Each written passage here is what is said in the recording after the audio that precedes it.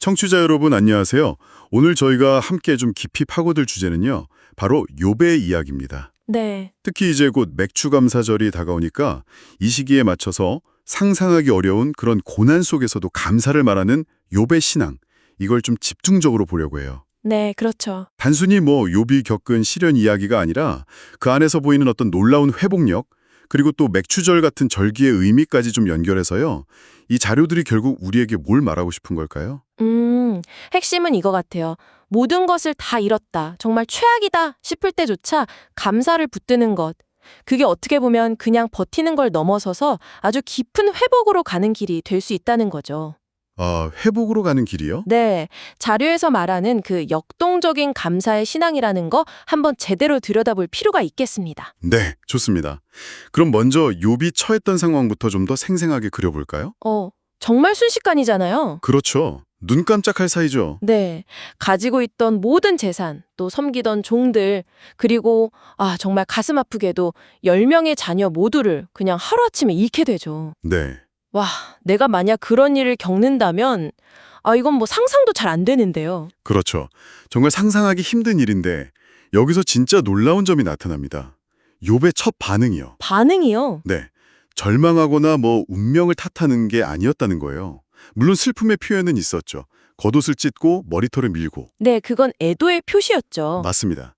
그런데 바로 그 다음에 땅에 엎드려서 예배를 드렸다는 거. 이 부분을 자료는 강조하고 있어요. 예배라니 그 상황에서요. 네. 그리고는 그 유명한 고백을 하죠. 아, 맞아요.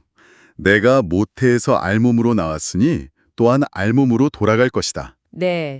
주신 분도 여호와시고 거두신 분도 여호와시니 여호와의 이름이 찬송을 받으실 것입니다. 그 끔찍한 상실 속에서 하나님의 주권을 딱 인정하는 그 모습. 대단합니다. 네. 그럼 이런 욥의 태도, 그 흔들리지 않는 믿음의 비결을 자료에서는 한 3가지 정도로 보는 것 같아요. 그렇습니다. 첫 번째가 시련 속에서도 흔들리지 않는 신앙인데 아니 어떻게 그럴 수가 있었을까요? 정말. 비결은 초점에 있었던 것 같아요. 눈앞에 닥친 재앙, 그 고통스러운 상황이 아니라 하나님께 시선을 고정한 거죠. 아, 하나님께요? 네. 실제로 욥기 1장 21절 보면 여호와라는 이름이 3번이나 나오거든요. 아, 그러네요. 이게 마치 뭐랄까 오랜 세월 고난을 겪으면서도 신앙을 지켜온 예를 들어 조지아나 아르메니아 같은 곳의 이야기처럼 들리기도 하고요. 핵심은 변하는 상황이 아니라 변하지 않는 하나님께 집중하는 것. 여기서 오는 어떤 회복력이 아닐까 싶습니다. 하나님께 집중하는 것.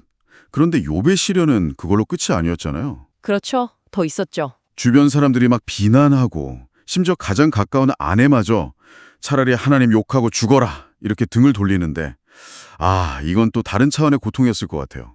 비방 속에서도 흔들리지 않는 신앙, 이게 두 번째 기둥인 거죠. 맞습니다. 정말 엄청난 고립감이었을 겁니다. 그런데 욥은 아내를 이렇게 부드럽게 꾸짖고 입술로 하나님을 원망하는 죄는 짓지 않으려고 애쓰죠. 네, 맞아요. 나중에 욥기 후반부에 나오는 그의 고백을 보면 알 수 있어요. 내가 가는 길을 그가 아시나니 그가 나를 단련하신 후에는 내가 순금같이 되어 나오리다. 이런 확신이 있었던 거죠. 그러니까 사람들의 시선이나 평가가 아니라 하나님의 궁극적인 시선, 그분의 목적을 믿었던 거예요. 마치 다윗이 그랬던 것처럼요. 네. 여기서 또 정말 흥미로운 지점으로 넘어가는데요. 3번째 기둥, 바로 어떤 상황에서도 감사하는 신앙입니다. 네, 강사. 근데 이게 놀라운 게 이 감사가 그냥 고난 이후에만 나타나는 게 아니라는 점이에요. 그 끔찍한 비극 이전에도 욥은 꾸준히 감사를 실천했다는 기록이 있잖아요. 욥기 1.5. 맞아요. 평소에도요. 그리고 비극 후에는 심지어 그 감사가 예배로까지 이어지고요. 욥기 1.21. 이건 정말 대단한데요. 네, 이걸 그래서 의도적인 선택으로 봐야 합니다. 자료에서도 감사 think라는 단어가 생각, think와 연결된다는 점을 딱 짚어주거든요. 생각과 연결된다고요? 네, 그러니까 감사는 그냥 저절로 느껴지는 감정이라기보다는 어떤 관점을 내가 선택하느냐의 문제라는 거죠.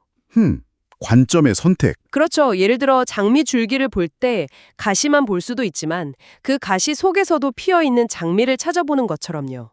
고통 속에서도 여전히 감사할 거리들. 뭐 예를 들면 내가 아직 숨쉬고 있다는 사실이라던가 내 안에 아직 믿음이 남아있다는 사실 같은 것들을 의식적으로 찾아 나서는 태도, 이게 중요합니다. 의식적으로 감사할 거리를 찾는 태도. 그래서 이 의도적인 감사라는 개념이 맥추절과도 연결되는 거군요. 맞습니다. 이 맥추절이라는 절기가 왜 중요하게 언급될까요? 맥추절은 원래 이스라엘 백성들이 가나안 땅에 들어가서 첫 수확, 첫 열매를 거두고 하나님께 감사했던 절기거든요. 첫 수확 감사군요. 네. 핵심 키워드는 기억과 감사예요. 하나님께서 베풀어 주신 것들, 그 공급하심을 잊지 않고 기억하며 감사하는 거죠. 네네. 오늘날 우리가 뭐 직접 보리를 추수하고 그러진 않더라도 성경에서 말하는 범사에 감사하라는 원칙, 살전 5.18. 이건 여전히 우리에게 주시는 중요한 메시지인 거죠. 그렇죠. 우리가 얼마나 쉽게 복을 받고도 금방 잊어버리는지 생각해보면 신 8.18 이런 의도적인 감사 훈련은 하나님의 은혜를 계속해서 기억하게 하는 아주 중요한 신앙의 태도인 셈입니다. 그렇군요. 기억하고 감사하는 훈련. 그럼 이 모든 고난과 감사의 과정이 욥에게는 결국 어떤 결과로 이어졌나요? 그 이름 뜻 자체가 돌아오다, 회복하다라고 아까 잠깐 언급했는데 네, 맞아요. 실제로 이야기도 엄청난 회복으로 끝나잖아요. 이전보다 갑절의 소유를 얻고 또 새로운 자녀들을 얻고 완전히 그냥 삶이 새로워지는. 네. 그래서 이 자료에서는 이걸 감사의 부메랑 효과라고 표현하더라고요. 부메랑 효과요. 네.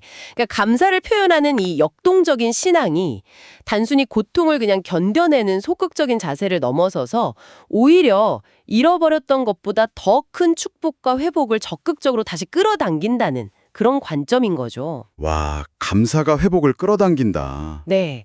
심지어 하나님께서도 직접 욥을 보시면서 막 자랑스러워하시고 인정해 주시는 장면도 나오잖아요. 네, 그렇죠. 그 자체가 엄청난 회복이죠. 자, 그럼 오늘 욥의 이야기를 통해 우리가 얻을 수 있는 가장 중요한 통찰은 결국 어떤 상황에 놓이든 감사를 선택하는 것. 이게 가진 변화의 힘인 것 같습니다. 네, 맞습니다. 이건 그냥 뭐 참고 견디는 수동적인 게 아니라 하나님을 신뢰하면서 회복을 향해 적극적으로 나아가는 그런 믿음의 여정으로 그려지는 것 같아요. 그렇죠. 관점을 바꾸는 거죠. 왜 나에게 이런 끔찍한 일이 일어났지? 여기서 머무는 게 아니라 그럼에도 불구하고 지금 이 순간 내가 감사할 수 있는 것은 무엇일까? 이렇게 질문을 바꾸는 겁니다. 네, 질문을 바꾸는 것. 이 자료는 청취자 여러분께서도 한번 이런 욥의 관점을 받아들여 보시기를 권면하고 있어요. 확고한 감사가 때로는 우리가 상상하는 것 이상의 회복과 축복으로 이어질 수 있다는 그런 믿음으로요. 네, 마지막으로 이런 질문을 좀 던져보고 싶습니다. 자료에서 고통스러운 기억을 잊게 하시는 하나님의 은혜, 어떤 선물을 언급하면서도 동시에 그분의 선하심을 기억하라고 강조하거든요. 네, 그렇죠. 잊음과 기억. 이 두 가지 사이에서 고통의 현실을 우리가 외면하지 않으면서도 그 어려움 속에서 의도적으로 좋은 것, 감사할 것을 기억하고 또 감사하는 습관, 이걸 우리는 일상에서 어떻게 길러갈 수 있을까요? 참 중요한 질문이네요. 네, 한번 각자 생각해 보시면 좋겠습니다.